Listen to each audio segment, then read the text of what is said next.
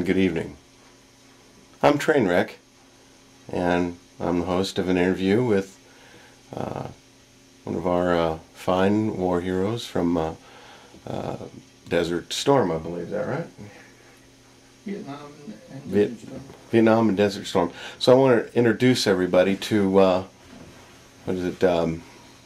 Chief Warrant Officer? Chief Warrant Officer Ron Plusch from United States Marine Corps. He's currently retired, and we're going to interview him for davk9, that's Disabled Veterans Canine Program.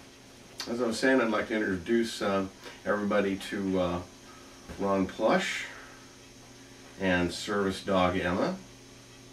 It's a little bit of a new program. I think everybody out there is familiar with service animals, service dogs primarily for the blind or people who are somewhat physically incapacitated.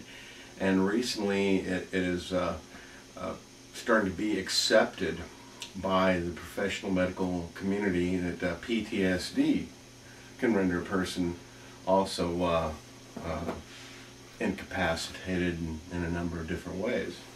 So got a few questions here. So what's your service dog's name, Ron?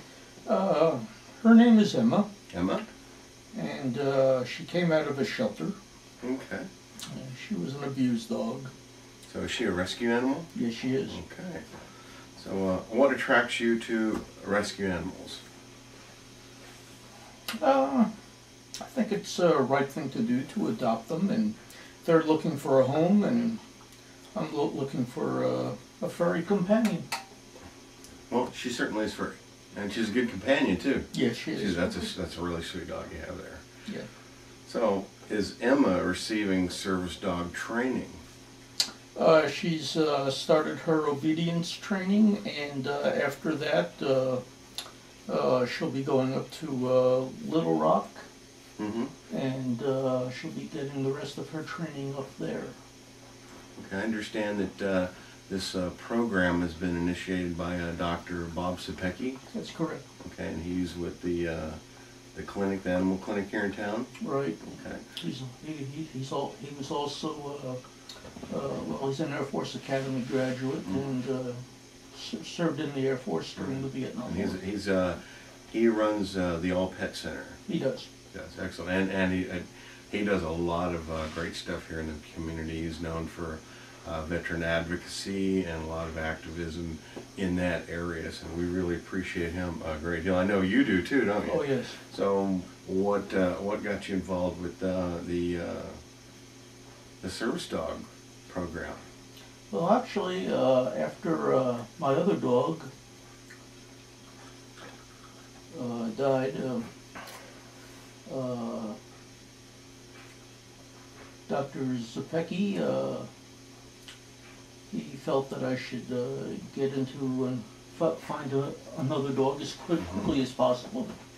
And Emma became available. She actually belonged to one of the girls that works for Dr. Zapecki, and she couldn't keep Emma anymore. And she thought of me. And it was either me or the local shelter, so I sort of intercepted Emma before she wound up down there in the shelter. Out of the pound. Right. That's really good. That reduces use of resources. Yeah, I agree. Yay. Good job. That keeps resources where they need to be, and that rescues good animals like this one. Yeah. She would definitely be a loss. So what is the condition that made a service dog necessary for you? Well, I suffer from what the VA calls chronic post-traumatic stress disorder, and also Agent Orange, and a few other medical conditions, combat wounds, and some conditions which were brought on from exposure to the herbicide, Agent Orange, or what they called Agent Orange at the time. And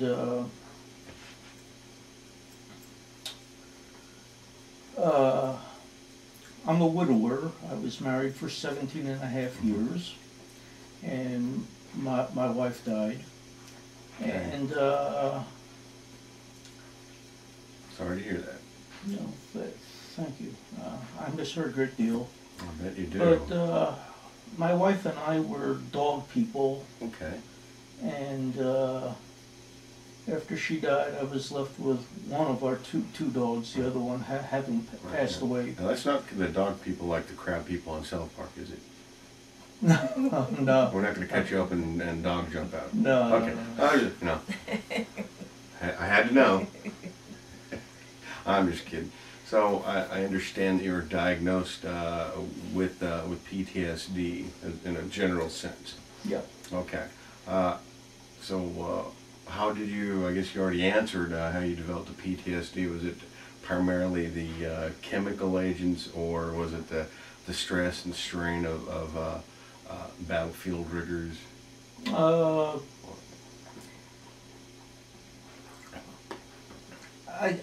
Probably more so the fighting. Mm-hmm. It's tough on anybody. Yeah. And Yeah. we thank you, and I know I can speak on behalf of quite a number of Americans. We really appreciate you and everybody else that goes out and serves in harm's way so that we can have a peaceful lifestyle. So did coming back to civilian life present you with obstacles due to the PTSD? Yeah, I had a hard time mixing with people, jittery, jumpy, lots of different things. What I did was I just buried myself in my work, and that's about all I did. I became a workaholic. All right. That make it difficult for friendships and relationships and that sort of thing? Yeah, my wife had an idea of what was going on with me. She was a veteran herself, the Army, and Okay.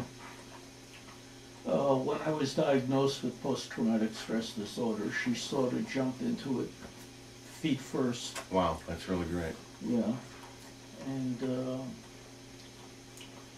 until the time of her death, she kept me somewhat on an even keel.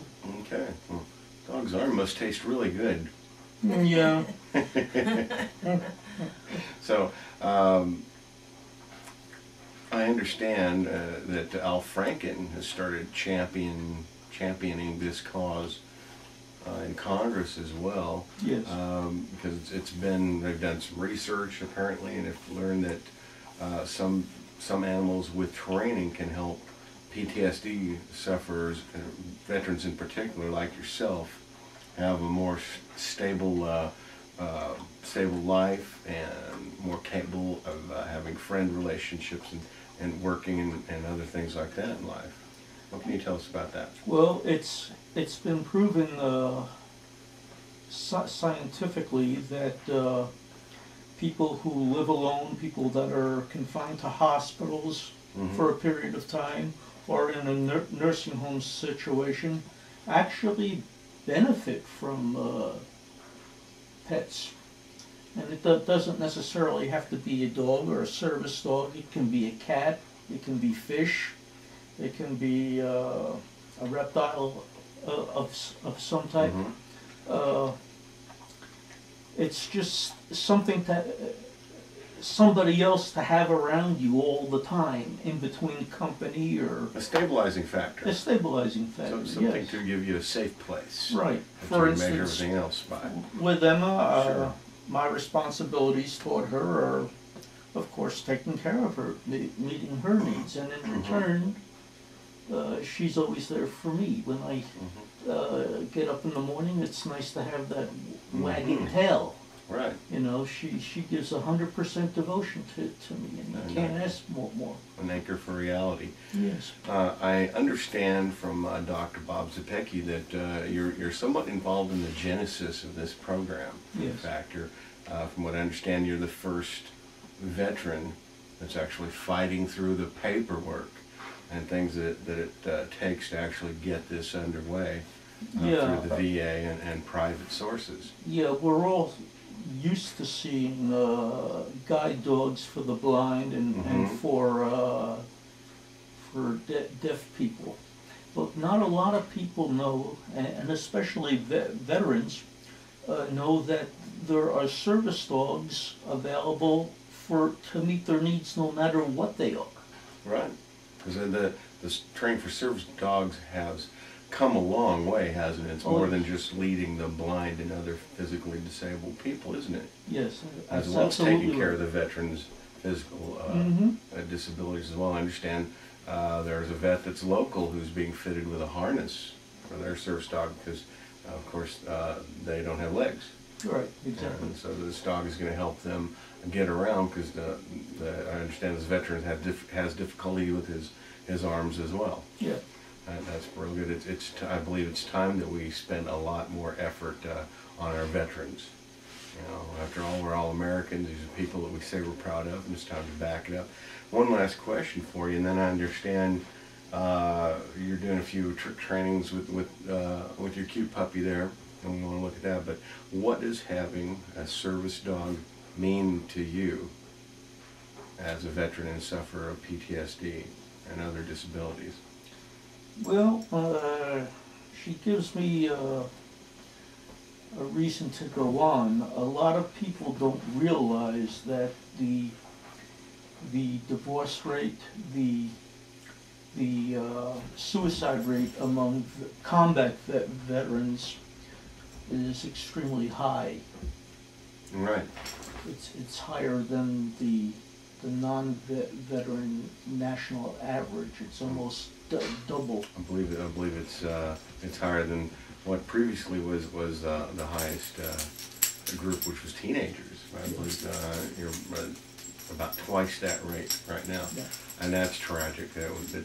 It's time to stop the bleeding, as it were, and do everything we can for our vets. What are we as a society if we can't take care of those who sacrifice the ultimate sacrifices? Yes. I believe that fully. So everybody that watches this video, I'm asking that you take a look at this and what you can do to help our veterans live a full life. Know that even if they came back without injuries that debilitate, that stop them from having a full life, they come back with emotional injuries. It's impossible to bear up under that kind of pressure, no matter how much training you've got, and not have some type of emotional and mental injury. And it's time for the rest of us to take note of that. They took care of us. It's time for us to take. Yeah. There's a certain toy, I understand, that she goes and gets, but won't give it to you. Yeah, that's her duck. Can you get her to go get the duck? Well, we'll see here. Sitting. Yeah. Well, we should have a camera on that. Emma, go get the ducky. Come on, Emma. Go get the duck. Ducky? Come on. Go get it. Go get it.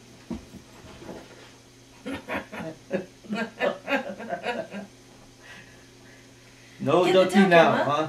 Get the duck. No duck. So you're still working on this part of the training. Yeah. Okay. But it's important for the dogs to have their own toys and things like that. They've got to have things that belong to them. Right. Is that something that you're learning with her in the training? Yeah. But, okay. Even in the past, though, I mean, I've had large dogs, medium-sized, and small dogs, and I've learned over the years that if they have things that they can call their own, it makes them happier, but it also makes your furniture a lot happier too. Makes your furniture a lot happier. That's important. So there's a lot of little things here you're actually learning about the whole process. Yeah. That we can record and teach to other veterans. Right. So it's going to help them not just have a good service dog to help them, but it's going to make them better pet owners, isn't it? Right. Exactly. And even though I've had my share of dogs all over my life, Amber's new to me and I'm new to her, so it's a learning experience for both of us. Absolutely. So basically, that duck is part of some very valuable research. Oh yes. Yeah. Okay, that's it for now. So if you watch this video, you can go to a website. You can catch us on Facebook. It's davk9. Of course, it's facebook.com/davk9. You can locate us at myspace.com/davk9. If I can just get my mouth to work right. Go there. You can go to the link for the actual site, the page on the All Pet Center website. I believe that's you know what, you're just gonna have to go to MySpace and look it up for yourself, because I guess I've gone brain dead for just a moment, and that's the one note I didn't put down. So sue me if you have to, whatever it takes. But go on the website, learn about this program, visit the All Pet Center website. Of course, you can Google it and you'll be able to find it. So Bob Zepecki is on it, and it's quite a story. Go do something. All right? Thanks. Good night.